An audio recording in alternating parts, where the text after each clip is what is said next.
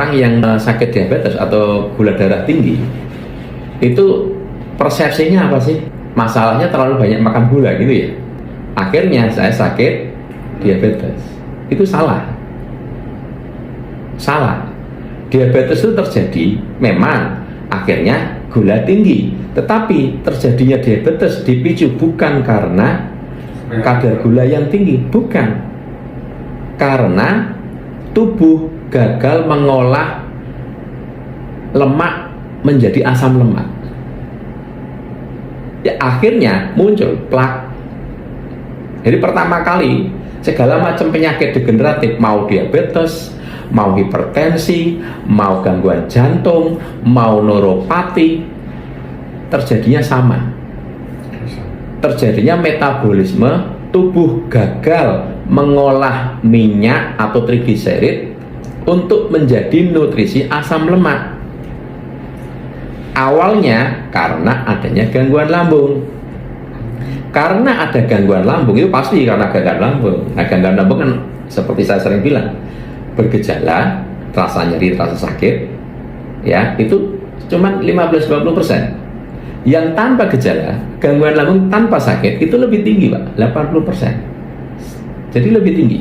Sehingga orang bilang aku nggak sakit. Nah, masalahnya gangguan lambung itu, definisi gangguan lambung bukan nyeri atau tidak nyeri. Definisi gangguan lambung adalah lambung gagal memetabolisme makanan menjadi nutrisi. Dalam kasus ini kegagalan lambung adalah mengolah protein untuk dirubah menjadi asam amino.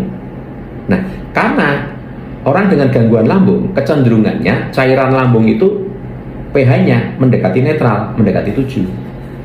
Apalagi orang yang punya luka radang lambung yang parah, ya.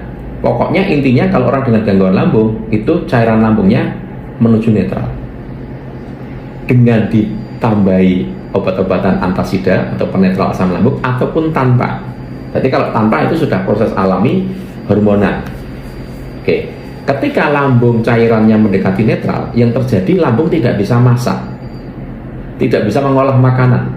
Cairan lambung itu kan kayak kompor, ada apinya. Kalau apinya kecil, dia kan masaknya lama tuh, Pak. Nah, kalau hanya karbohidrat masih mending. Misalnya makan 100% karbohidrat masuk, itu yang diproses 50% untuk dikirim ke peredaran darah. Yang 50% buang ke proses. Yang sulit itu protein, Pak. Ketika cairan lambungnya netral, mendekati netral, protein sulit diproses, sehingga paling 25%. Yang 75% dibuang. Ya, ini istilahnya angka-angka untuk memudahkan saja. Nah, padahal minyak lemak itu tidak diproses di lambung. Lambung tidak bisa mengolah minyak lemak. Minyak lemak itu begitu dari mulut kita, lewat lambung itu cuma lewat saja. Dia bablas ke peredaran darah, bentuknya masih minyak lemak. Jadi kalau di lambung semua dipecah, sudah berubah fungsi, jadinya polimer. Poli itu kan bermacam-macam, dijadikan monomer satu. Karbohidrat, monomernya glukosa. Protein polimer dirubah menjadi asam amino. Minyak trigliserid, lemak trigliserid itu polimer. Ke lambung itu lewat tok, ke darah tetap bentuknya polimer. Masih minyak. Cuman minyaknya disalut sama kilomikron, jadi bentuknya kayak telepon, ngerti ya? Tapi bentuk minyak masih utuh, bentuk minyak. Nah, minyak itu pemecahannya ada di darah, di peredaran darah. Yang memecah minyak adalah enzim lipase. Jadi enzim lipase itu kayak gunting, dia memecah minyak, kena enzim lipase kayak dipotong, kayak gunting gitu. Jadi dua, gliserol sama asam lemak. Gliserol dikirim ke liver, ke hati. Asam lemak itu makanan sel. Nah, enzim lipase dari mana? Enzim lipase itu didapat dari asam amino. Asam amino didapat dari protein. Nah, orang dengan gangguan lambung kan sulit mengolah protein, sehingga asam amino yang naik ke darah nggak banyak. Ingat betul ya, 25%, sisanya kebuang ke feses. Nah, suatu saat minyak lemaknya banyak, stok enzim lipasenya habis, yang proteinnya kan sedikit. Jadi enzim lipasenya habis, minyak lemaknya masih banyak. Singkat kata, minyak lemak ini jadi plak. Nah, plak ini yang bikin orang gangguan jantung karena ada penyumbatan, stroke karena ada penyumbatan, neuropati karena ada penyumbatan plak. Diabetes itu yang sama. Minyak lemak ini menutupi reseptor sel. Jadi sel tidak bisa makan glukosa, makan asam lemak tanpa ada perintah dari insulin. Tidak bisa. Memang sunatullahnya gitu. Jadi walaupun banyak makanan, tapi kalau insulinnya tidak ngasih tahu ke sel, sel nggak bisa makan. Ngasih tahu nih, ibarat kata kayak ketuk pintu, dok sel di luar ada makanan, nah baru selnya buka pintu diambil. Tapi kalau tanpa ada perintah tidak bisa. Nah, ketika pintu sel tadi, reseptor selnya tadi pintunya ya, itu ketutup minyak lemak, maka sel nggak denger, selnya budek. Maka terjadilah resistensi insulin. Yang tadinya butuh cuma 1, karena tebel butuh 2 insulin. Tambah tebel lagi butuh 5 insulin. Tambah tebel lagi butuh 10 insulin baru bisa buka. Nah, nek tambah bukanya harus insulinnya banyak. Yang berat organ apa? Pankreas.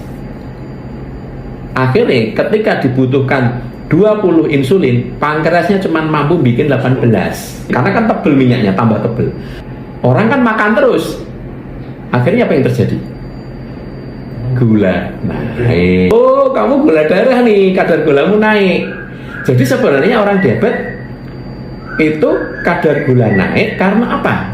Pertanyaannya. Karena nggak bisa dimakan sama sel. Kenapa nggak bisa dimakan sel? Karena ada minyak plak menyumbat pintu reseptor. Pertanyaannya, diabetes terjadi karena apa sekarang? Karena ada minyak plak yang menyumbat reseptor sehingga gula tidak bisa dimakan sel. Lah kok nyalahin gula? Pertanyaan saya. Akhirnya pemahaman yang keliru, pengobatannya ya keliru. Pengobatan selama ini fokusnya kemana? Pertanyaan saya.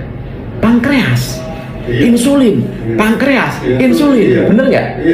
Pankreasnya nggak bisa menghasilkan insulin, pankreas dikasih pemacu, dipicu, dipaksa, akhirnya menghasilkan insulin lagi, betul kan?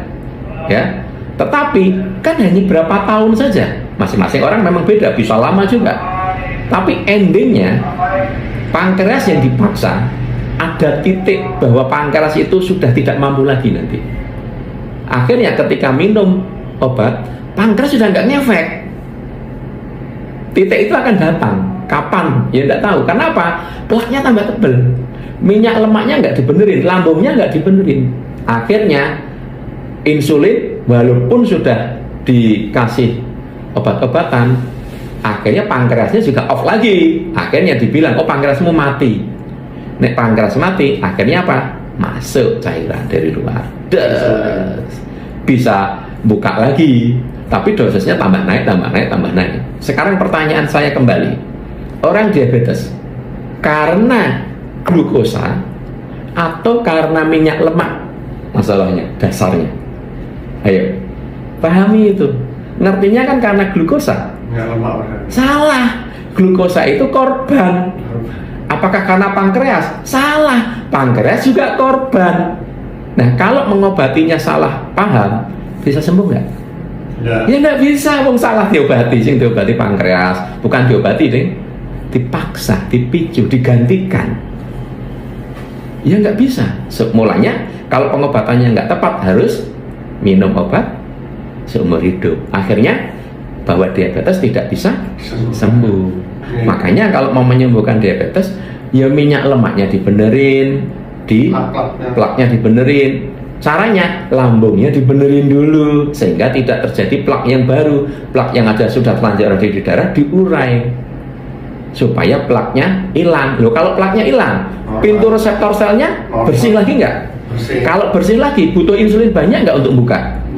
Nggak butuh. Akhirnya pankreas nanti juga dibenerin.